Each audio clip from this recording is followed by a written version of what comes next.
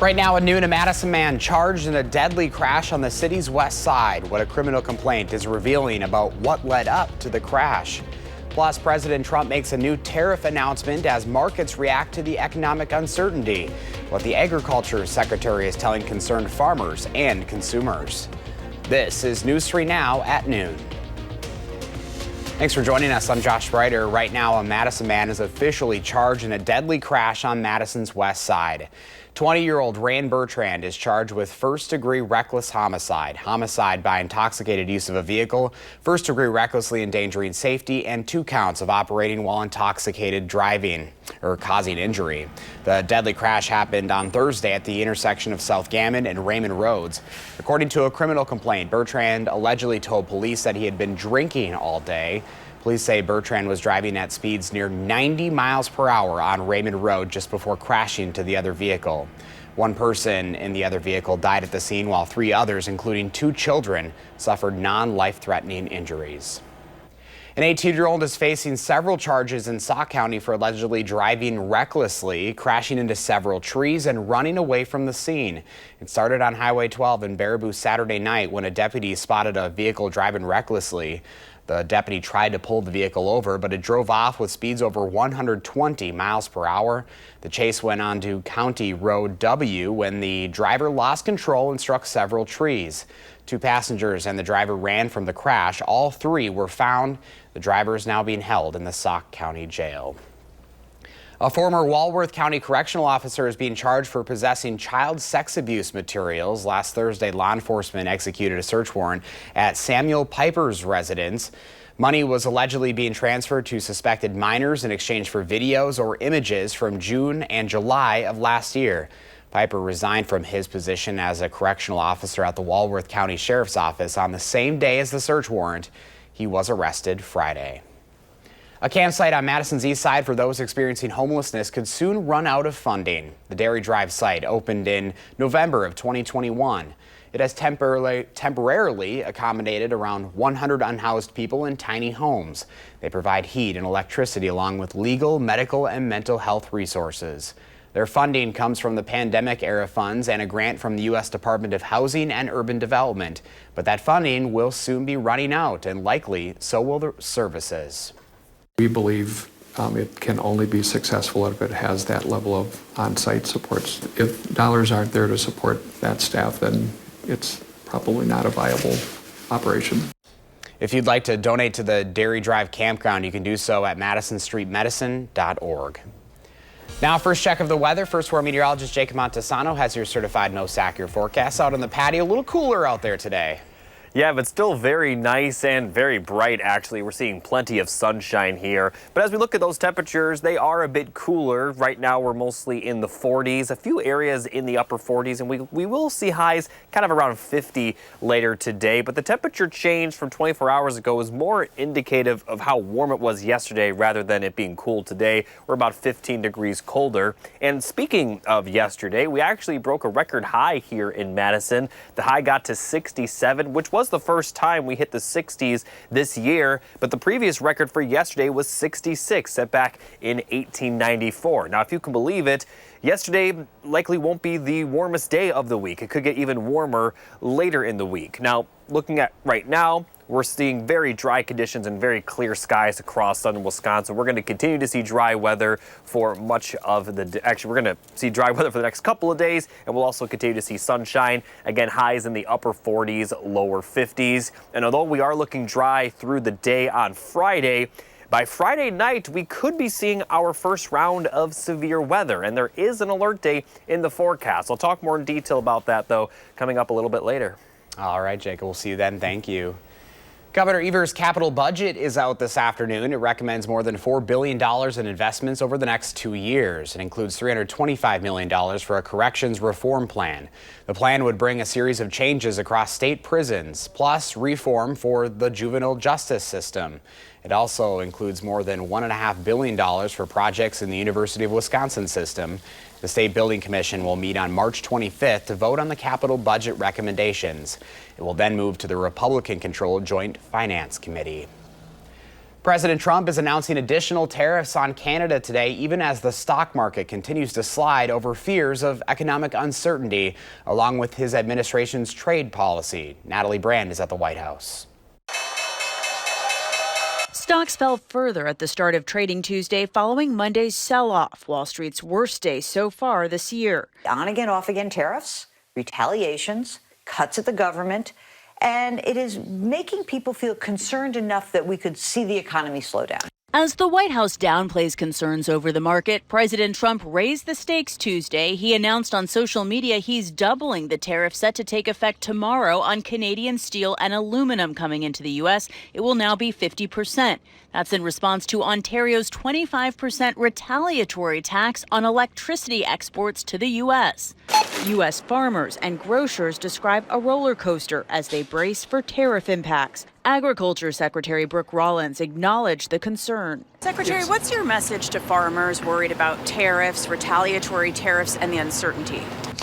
The uncertainty is real, and the farmers and our ranchers are concerned. It's going to be a little bit bumpy for, maybe a few weeks or a few months, but at the end, his vision, and again, what we're effectuating is that our American farmers and ranchers, but truly all Americans, will be moving into an era of greater prosperity. On Capitol Hill, lawmakers are trying to head off a partial government shutdown at the end of the week. Vice President J.D. Vance headed there this morning ahead of a critical House vote on a stopgap budget measure. This clean CR contains no poison pill riders, no policy riders there at all, no cuts to Medicare, Medicaid, or Social Security, zero.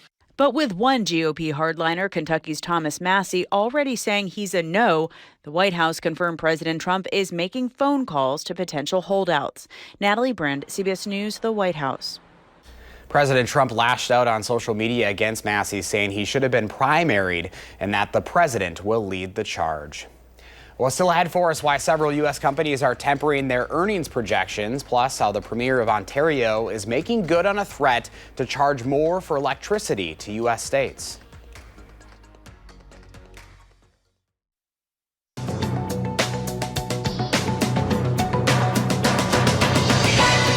Monday's big sell-off on Wall Street came as Goldman Sachs said it was downgrading its economic growth forecast from 2.4 to 1.7% for this year, citing President Donald Trump's trade policies. Multiple U.S. companies, including Delta Airlines yesterday, have also tempered their earnings projections, blaming softening consumer demand and trade uncertainty. For now, the president has paused tariffs against Canada and Mexico, but yesterday the Premier of Ontario made good on his threat to tack an extra 25% surcharge on the electricity his province sends to Minnesota, Michigan, and New York. The new fee will add more than $200,000 American dollars in daily costs for more than 1 million U.S. homes and businesses. Meanwhile, China has slapped retaliatory tariffs on some U.S. agricultural products like beef and soybeans.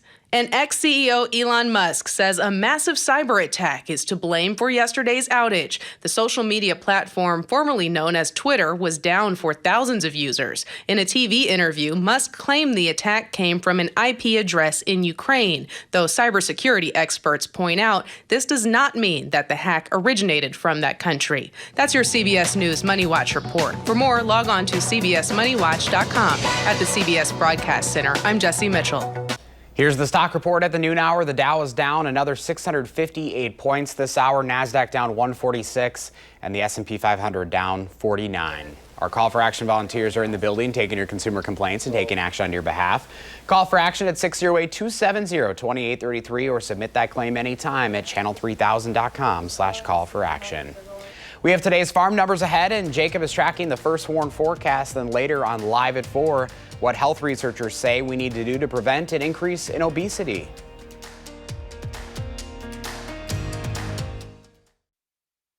Welcome back on a Tuesday afternoon. We are unable to check in with Pam Bianchi today due to some technical difficulties, so here are your farm numbers.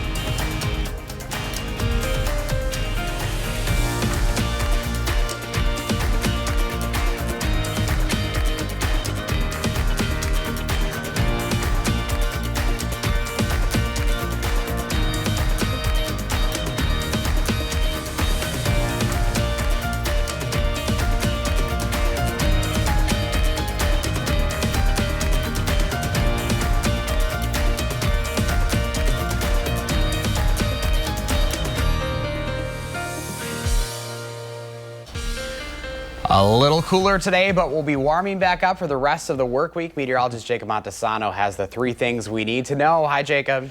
Hey, Josh, and yeah, temperatures will be warming up to the point where we're likely going to see temperatures even warmer compared to what we saw yesterday. So looking at the 3 things you need to know, remaining mild throughout the entire week, and we also will be sunny through at least the daytime on Friday, but Friday night will bring those storms. As you can see, that's the 3rd thing you need to know. And if there was a 4th, very windy, which will cause cooler temperatures for early next week. But first, this afternoon is going to be pretty nice, not quite as nice as yesterday. Upper 40s, lower 50s, a few more clouds here and there, but we are certainly going to be dry, and dry weather will continue tonight into tomorrow, as lows will drop to around 30 degrees, so not too uncommon for this time of the year. In fact, these are still a little bit above normal compared to the average lows for this time of the year, and the temperatures will continue rising for tomorrow. We'll have highs back in the middle 50s, could even see some upper 50s for a few areas, and again, we are going to see plenty of sunshine. And then for Thursday, more sunshine with highs continuing to warm up. But let's talk about that alert day.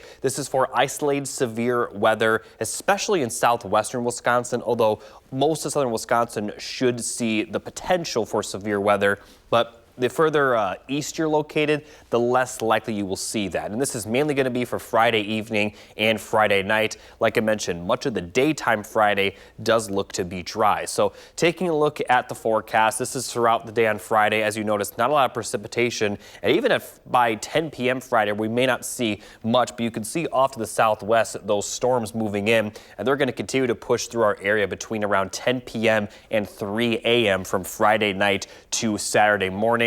Rain could definitely be heavy at times, and we are likely going to see some strong winds at the very least with this system. Now, the good news is that this is very early Saturday, well before sunrise. But by the time we get to sunrise, a lot of that looks to clear out of the area. And throughout the day on Saturday, we could see some rainfall, but at this point, the severe weather risk will likely be over. Now, as far as what we are expecting in terms of severe weather, this could definitely change because it's still about 4 to 5 days out. We are expecting the biggest hazard to be strong winds, but some isolated tornadoes are not out of the question right now, on top of some hail. And with the very heavy rain over a short period of time, we also could see some minor flooding. But again, this graphic could definitely change depending on how the severe weather looks to unfold. Now, on top of that, we're going to see some very gusty winds, and this is looking at the wind gusts beyond just the strong winds that will be embedded in the thunderstorms. So as we look at the wind gust forecast, by Friday morning, we're going to have those gusts up around 35, maybe even 40 miles per hour, and it's going to be out of the south, which will help keep help bring those temperatures up very warmly.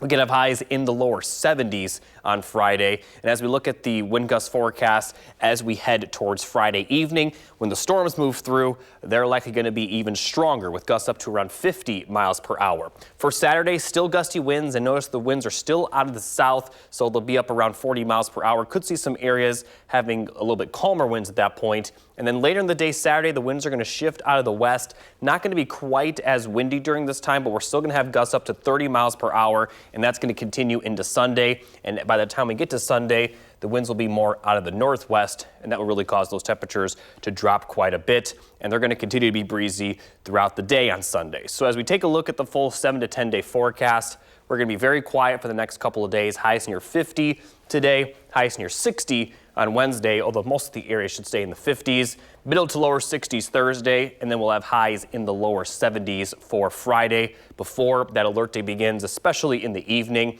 Very likely going to see that rainfall during the evening, but again, for much of the day on Friday, we are expecting dry conditions.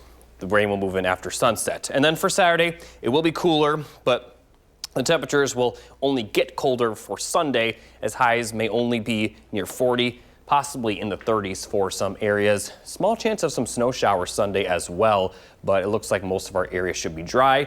Temperatures will rebound a little bit for St. Patrick's Day, and then they're going to continue to be mostly in the 50s for next week, maybe some cooler temperatures by next Thursday, but obviously, pretty far out. A lot could change between now and then. So really the story is calm weather until Friday evening, where we do see that line of thunderstorms. We'll continue having more details on the forecast as it gets closer. I like the forecast for the next 4 days, 40s, 50s, 60s, 70s. Yeah. Like we just keep making that incline. Yeah, I'm really been looking forward to these temperatures now that they're here. Don't want them to go away. I know. They may go away for a few days, but as a whole, they're going to stick around, especially if, a day like today is kind of on the colder side compared to the next 10 days. That's definitely some good news. We'll take it. All right, Jacob, thank you. On the Consumer Watch this afternoon, it looks like Southwest Airlines is getting rid of its biggest perk, free checked bags. The company says it will start charging for flyers' first and second checked bag beginning May 28th. However, members of Southwest's A-List loyalty program or those traveling on a business fare will be exempt from the fees. The development comes amid calls for leadership changes and an operations overhaul to boost profitability.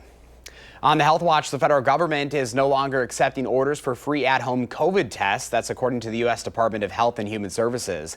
The agency did not immediately respond to a question asking why ordering has been paused. It's also unclear if the program is shut down permanently. The HHS COVIDtest.gov website says any orders that were placed before 7 p.m. our time on Sunday will still be shipped out. At-home tests are still available at grocery stores and pharmacies. Now let's see what Howard's working on in the Mr. Food Test Kitchen. With spring right around the corner, we've got a dish that'll have you ready to welcome it with open arms. Just wait till you see how easy it is to make. Do you realize that spring officially starts next week? That means it's time to put away those warm-you-up recipes and start thinking of dishes that are lighter and brighter. To get you going, we're sharing the perfect springtime side dish. To give this its springy feel, we begin by sauteing some diced zucchini, carrots, peppers, and onions in some butter in a skillet. Once they start getting tender, we add a package of frozen peas, or as some folks call them, spring peas, along with a couple of cups of water and a little salt and pepper. After it boils, we remove it from the heat and add in couscous. If you're not familiar with couscous, it's a type of tiny pasta that's light and fluffy, which makes it perfect for this time of year. Okay, now we'll cover this and let it sit for 5 minutes. Then we'll fluff it with a fork before serving it. There you have it, a new way to brighten up your table after a long winter. It's packed with veggies. It's super tasty, and the best part, it's done in one pan. To get the recipe for our spring vegetable couscous, all you have to do is go online. I'm Howard in the Mr. Food Test Kitchen, where today we found a simple springtime way for you to say, ooh, it's so good. Here's Jacob with a final check of your first warn forecast. Thanks, Josh. Staying very spring-like the next couple of days. Maybe not quite as warm as yesterday, but highs near 50 today, middle to upper 50s tomorrow, lower 60s Thursday. And then for Friday, although we do have the alert day, that's mostly for the evening. A lot of the daytime will be dry and, as you can see, very mild, lower 70s. But then we are going to see that line of storms in the evening and at night. Could be our first chance of severe weather. We'll continue having more on that as it gets closer, but it also will be windy even when we're not seeing the thunderstorms, and that wind will cause the temperature swing over the weekend. Back in the 50s for Saturday, then highs on Sunday may only be around 40, possibly in the 30s, but they do look to rebound for early next work week. So next week, over the weekend and early next week, pretty wild, but calm until then. All right, Jacob, we'll enjoy it. Thanks for joining us. Enjoy that sunshine, folks. We'll see you at 4.